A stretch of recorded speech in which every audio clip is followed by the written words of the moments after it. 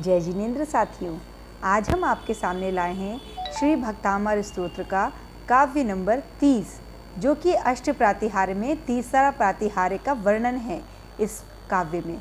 तो पहले इसकी महिमा जान लेते हैं, क्योंकि इसमें कुंदा वदात चल चामर चारु शोभन, मतलब इसमें चवर के प्रातिहार्य का वर्णन है।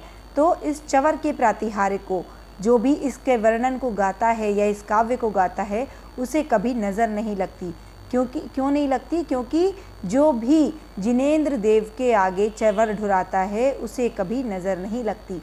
तो साथियों, इसी प्रकार जब ये काव्य आप पढ़ते हैं तो अगर आपको ऐसा लगता है कि आपके परिवार पर या आपके किसी भी बिजनेस पर या बच्चों पर नज़र लगी है, तो आप इस काव्य का पठन करके उनकी नज़र को पूरी उतार सकते हैं। तो अब जान लेते हैं और उसकी दूसरी क्या उपलब्धि है। तो इस काव्य को करने से विजय की प्राप्ति होती है। आप किसी भी क्षेत्र में जाते हैं, अगर आपको विजय वहाँ पर चाहिए तो आप इस काव्य को अवश्य करें। आइए सीखते हैं।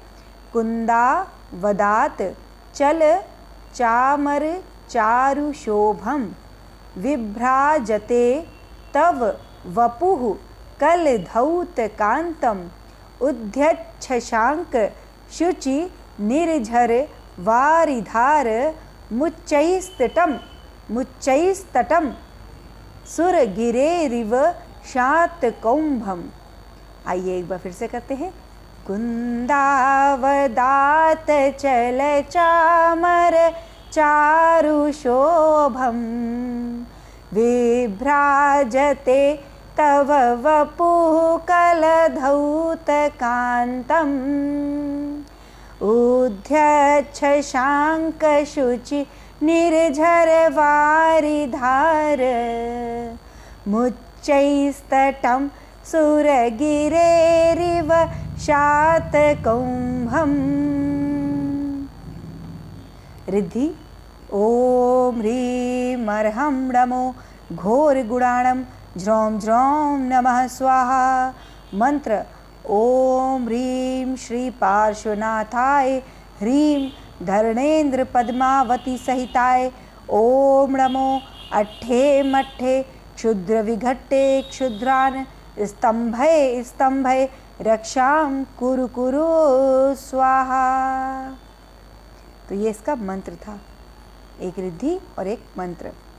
अब आइए इसका समझते हैं भावार्थ। हे शुभ्रकांत, हे उज्ज्वल कांति वाले, आपकी स्वर्णिम आभा उस कुंद पुष्प के समान ढुरते हुए चवरों के बीच में, मतलब जो चवर हैं उसकी तुलना पहले मानतुंगाचार्य जी ने कुंद पुष्प के समान की है, जो कि बहुत सुंदर होता है।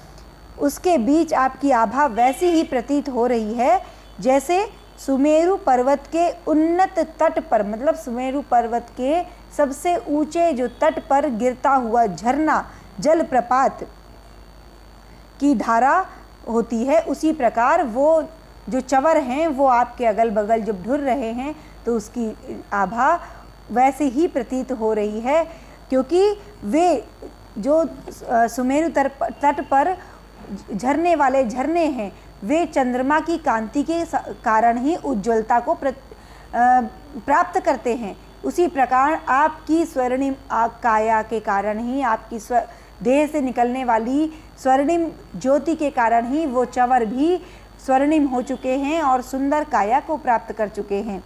तो और निरंतर नीचे ऊंचे ढुरते हुए चवर, मतलब एक बार चवर नीचे जाता है एक बार ऊपर जाता है, तो उसी प्रकार निरंतर नीचे ऊंचे ढुरते हुए चवर इसका प्रतीक है कि जो भी प्रभु के चरणों में झुकता है, जो भी प्रभु के चरणों में अपना सिर को झुकाता है, वो अवश्य ही जल्दी ही अगले क्षण ही उन्नति को प्राप्त कर लेता है।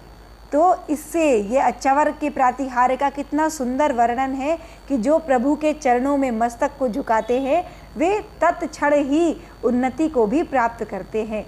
तो सभी लोग प्रभु के चरणों में अपने सिर को झुकाने की भावना रखते हुए आप सभी से जय जिनेंद्र।